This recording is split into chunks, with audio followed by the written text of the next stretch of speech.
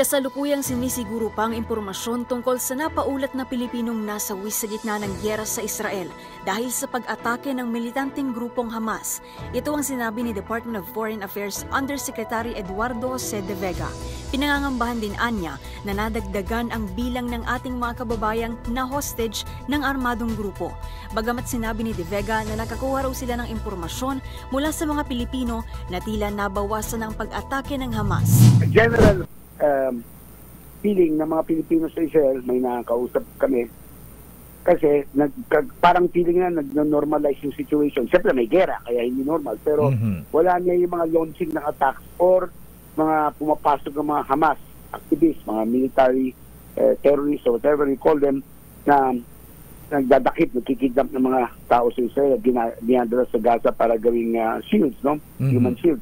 So medyo wala na sila sa panganib. Ang iniisip na lang natin itong 6 at saka 6 o 7. Merong ang balita na baka may casualty, pero chinecheck pa natin.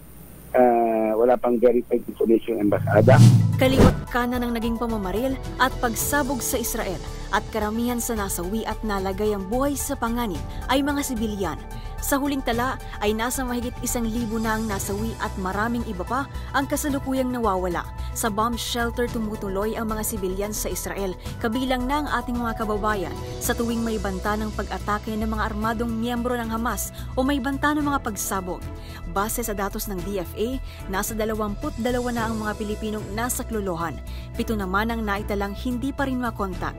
Git naman ni De Vega, kanilang binibigyan ng focus ang mga Pilipino mula sa Gaza na gusto nang umuwi ng ating bansa.